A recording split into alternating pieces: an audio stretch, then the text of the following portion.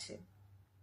মানুষ উপরের দিকে তাকাতে পারে, মানুষ চিন্তা করতে পারে, মানুষ বুদ্ধি খাটাতে পারে, মানুষ দেবত্বে উন্নীত হতে পারে। এবার মানুষ শব্দটার অর্থ কি? মান এবং যার চৈতন্যের হুঁশ আছে। চৈতন্যের হুঁশ কথাটা বলা হচ্ছে, এটা ঠাকুর বলছেন, ঠাকুর শ্রীরামকৃষ্ণদেব, যে যার মান আছে এবং যার তার সাথে চৈতন্যের হুঁশ আছে তাকেই বলা হচ্ছে মানুষ। চৈতন্যের হুঁশ অর্থাৎ যার জ্ঞান লাভ হয়েছে, অর্থাৎ যে নিজের স্বরূপকে জানতে পেরেছে, তাকেই বলা হচ্ছে মানুষ। আমরা আদতে কি?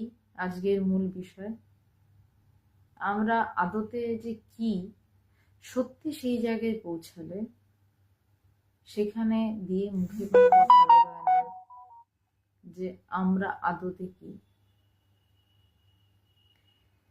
আজকে ভগবানের একটি চিঠি আলোচনার চেষ্টা করব।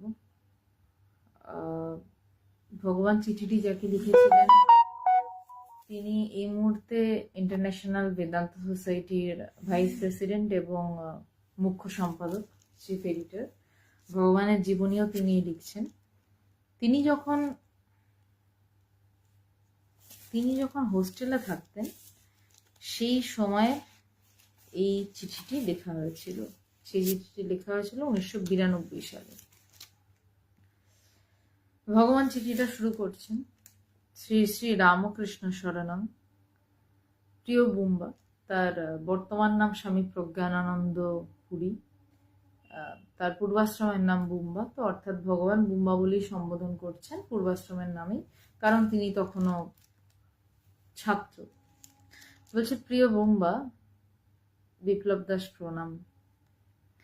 প্রিয় বুম্বা, তোর চিঠি পেলাম। এই চিঠিটি শুরু হচ্ছে, আমি বলে নিই, শ্রী শ্রী রামকৃষ্ণ শরণং। ভগবানের গুরুদেবও তার প্রত্যেকটি চিঠিতে শ্রী শ্রী রামকৃষ্ণ শরণং বলেই চিঠি লিখেছেন, এবং ভগবানও তাই লিখতেন, কারণ ভগবানের ইষ্টদেব ঠাকুর।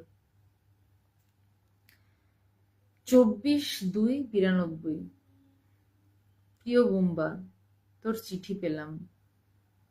অর্থাৎ বোঝা যাচ্ছে যাকে চিঠি লিখেছেন তিনি ভগবানকে কোনো চিঠি লিখেছেন, তার পরিপ্রেক্ষিতে এই চিঠিটি হচ্ছে। আর শুক্রবার দিন আলোচনা হচ্ছিল যে ভগবান তার গুরুদেবকে চিঠি